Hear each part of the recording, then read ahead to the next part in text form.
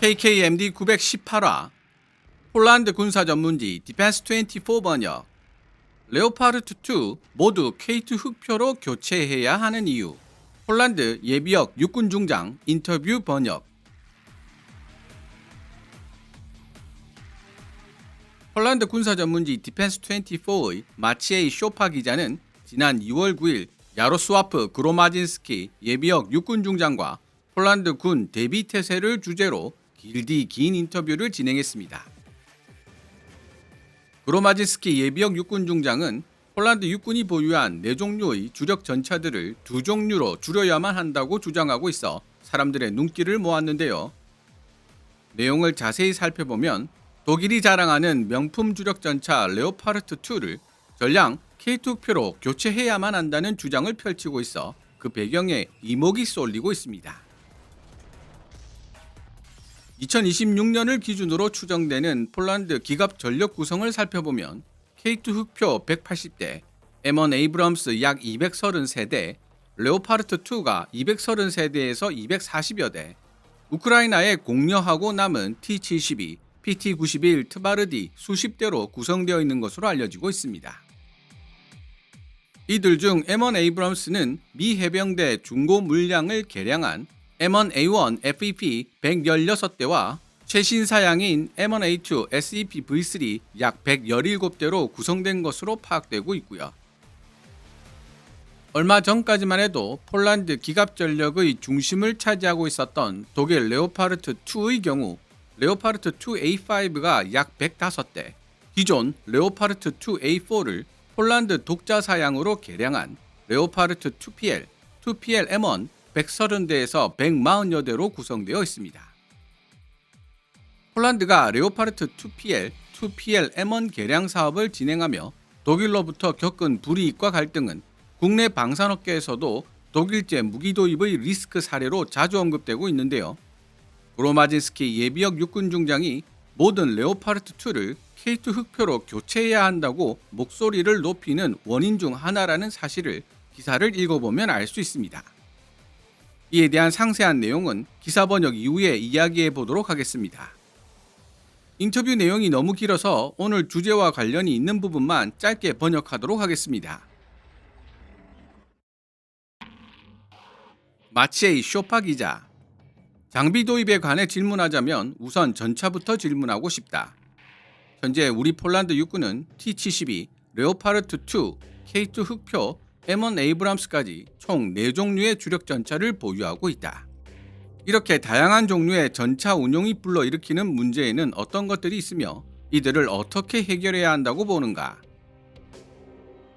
야로스와프 그로마진스키 예비역 중장, 그렇다. 현재 우리에게는 이런 문제가 실제로 존재한다. 재정적 부담과 군수 지원의 효율성 측면에서 보유 주력 전차 플랫폼 유형을 줄일 필요가 있다. 우리는 에이브럼스의 최신 개량형인 M1A2 SEP V3를 이미 도입한 상태다. 이 전차들이 장기간 주력으로 운용될 것이라는 점은 분명하며 이에 대해서는 논쟁의 여지가 없다. 그러나 현재 상황에서 우리가 에이브럼스에 대해 현실적으로 논의할 수 있는 사안은 기껏해야 안정적인 운용을 보장하기 위한 정비 및 수리 시설을 구축하는 정도에 불과하다. 내가 지지하고 있으며 반드시 유지해야 한다고 보는 두 번째 전차는 K2 흑표다. 이 주력 전차는 비용 대비 효과, 즉 가성비 측면에서 우수한 체계를 갖추고 있다. 가격과 성능 사이에서 합리적인 균형을 이루고 있으며 현대적 설계를 적용한 훌륭한 최신 주력 전차다. K2 흑표를 폴란드 현지에서 조립하기 위한 노력이 이미 진행 중이다. 나는 K2 흑표의 현지화, 즉 폴란드 사정에 맞춘 개량과 부품 국산화를 통해 폴란드화가 가능해질 것이며 궁극적으로는 국내 생산 체계를 구축할 수 있을 것으로 본다. 당분간은 독일 레오파르트 2 등을 포함한 나머지 기존 플랫폼들도 계속 운용해야 한다. 그러나 K2 흑표가 본격적으로 도입되면 이러한 기존 장비들은 단계적으로 퇴역시켜야 한다. 가장 현실적인 방안은 우크라이나에 공여하거나 제3국에 매각하는 것이며 이를 통해 기갑 전력을 단일화할 수 있다. 폴란드 국영방산그룹 PGG는 K2 흑표의 완전한 국내 생산 체계 구축을 목표로 삼아야 한다. 동시에 우리는 M1 에이브럼스를 위한 유럽 내 정비센터 구축에도 힘써야 한다. 현재 유럽에서 M1 에이브럼스를 가장 많이 보유한 국가는 폴란드이지만 다른 국가들 역시 에이브럼스 도입을 검토하고 있는 상황이기 때문이다. 마치 A 쇼파 기자. 그러니까 전차 전력 측면에서는 우리가 올바른 방향으로 가고 있다는 말로 들린다. 야로스와프 그로마진스키 예비역 중장. 그렇게 칭찬만 할 일은 아니다. 예를 들어 포탄 문제가 매우 중요하다. 포탄은 반드시 폴란드 국내에서 생산되는 동시에 현대적이면서도 실전에서 효과적인 성능을 갖추어야만 한다. 따라서 이 문제는 단순하지 않고 매우 복합적인 성격을 지닌다. 다만 주력 전차 플랫폼 그 자체는 확보된 상태이므로 상황이 아주 나쁘지는 않다고 말할 수 있겠다.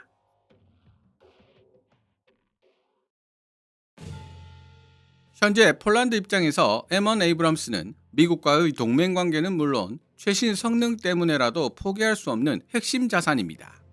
그렇다고 해도 나머지 세 종류나 되는 주력 전차들을 모두 끌고 가기에는 군수 지원 및 유지 보수의 효율이 떨어지고 비용과 현대적 성능 부족이 문제가 될 수 있습니다. 그로마진스키 예비역 중장은 독일 레오파르트 2가 아닌 K2 흑표를 선택해야 한다고 주장합니다.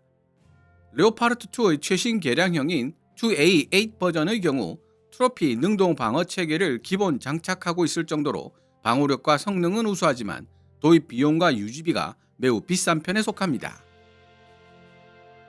2023년 독일 연방군이 레오파르트 2A8을 신규 발주한 금액과 체코 정부가 도입을 검토하며 예산안에 책정한 금액을 기준으로 했을 때 대당 패키지 가격이 무려 400에서 500억 사이인 것으로 추정되고 있을 정도죠.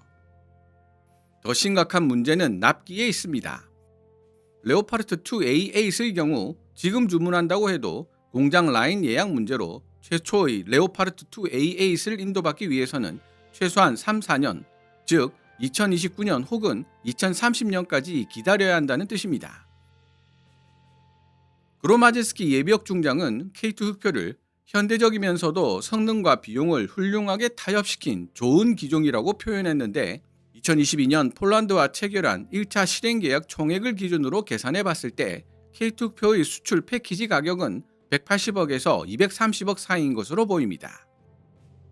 레오파르트 2A8 한 대 도입할 돈으로 K2 흑표 2대를 도입할 수 있으니 폴란드가 필요로 하는 대규모 전차 수량을 확보하기에는 레오파르트 2A8보다 K2 흑표가 보다 현실적이고 경제적인 솔루션일 수밖에 없습니다. 납기에 있어서도 계약 체결 후 수개월 내 초도 물량 인도가 가능한 K2 흑표가 절대 강자의 위치에 있고요. 그로마제스키 예비역 중장은 K2 흑표를 폴란드화시킨 K2PL을 폴란드 현지에서 생산할 수 있다는 점도 강조하고 있습니다. 이는 기사 번역 전에 말씀드린 폴란드가 레오파르트 2PL, 2PL M1 개량 사업을 진행하며 독일로부터 겪은 불이익 및 갈등과 깊은 연관관계가 있습니다. 2016년 독일은 폴란드와 2020년까지 128대의 레오파르트 2A4를 2PL 버전으로 개량을 완료하는 내용의 계약을 체결했습니다. 그러나 독일 측의 기술적 결함 해결 지연과 부품 공급 차질로 인해 2020년 말까지 폴란드에 인도된 레오파르트 2PL은 단 12대에 불과했습니다. 이로 인해 폴란드 기갑부대의 전력 공백이 심화된 것은 두말할 나위도 없습니다. 엎친 데 덮친 격으로 개량 사업이 지연되는 과정 속에서 독일 측은 설계 변경과 추가 기술 적용을 이유로 사업비 증액을 요구했습니다. 그 결과 계약 당시 한화 약 7천억 원 정도였던 사업비는 한화 1조 원 이상으로 40% 가까이 폭등했습니다. 폴란드 입장에서는 그야말로 뒤통수를 잡고 넘어지기 직전인데 그게 끝이 아니었습니다. 개량 대상인 2A4 모델이 노후화되자 독일 측은 특정 부품의 생산 중단을 통보하며 이를 대체하려면 더 비싼 최신 부품을 사라고 사실상 강매를 했던 것이죠. 폴란드는 자국 방산그룹 PGG를 통해 레오파르트 2PL을 독자적으로 유지, 보수, 정비할 수 있는 능력을 갖추길 원했으나 독일은 핵심 기술은커녕 지식재산권 IP와 부품 공급망을 철저히 통제했습니다. 이로 인해 간단한 수리조차 독일 본사의 승인이나 부품 도착을 기다려야 하는 상황이 반복되었고, 폴란드는 레오파르트 2PL의 가동률이 형편없이 떨어지는 상황을 학습하게 됩니다.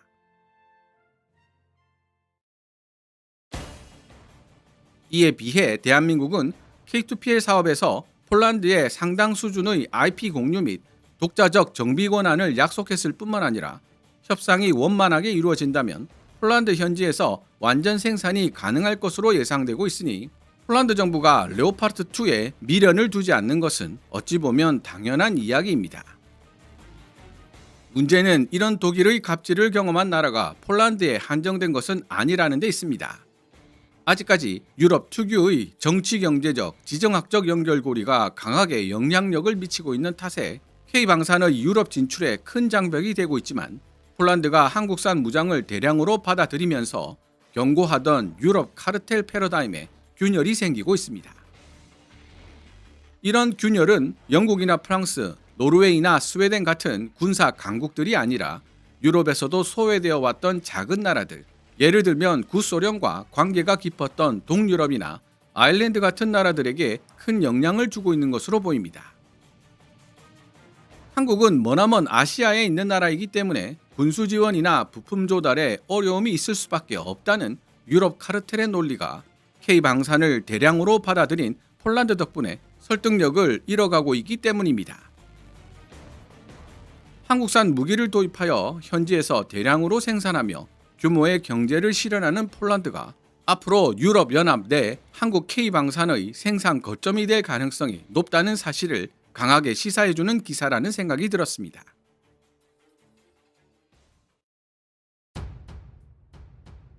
오늘의 퀴즈입니다. 폴란드와 2020년까지 128대의 레오파르트 2A4를 2PL 버전으로 개량을 완료하는 내용의 계약을 체결했던 독일은 2020년까지 몇 대의 레오파르트 2PL을 폴란드에 납품했을까요? 정답을 아시는 분들은 댓글로 말씀해 주셨으면 합니다. 오늘 KKMD에서 준비한 내용은 여기까지입니다. 방송되었던 내용들은 KKMD 공식 블로그에서도 만나보실 수 있으며, 내용이 재미있고 유익했다면 더 많은 시청자들과 만날 수 있도록 이 동영상 하이프하기를 눌러주셨으면 합니다. KKMD 영상 제작을 직접 지원하고 싶은 분들은 농협 9481216701호로 후원해 주셔도 됩니다. 지금까지 시청해 주셔서 감사합니다. 케빈즈 밀리터리 채널 KKMD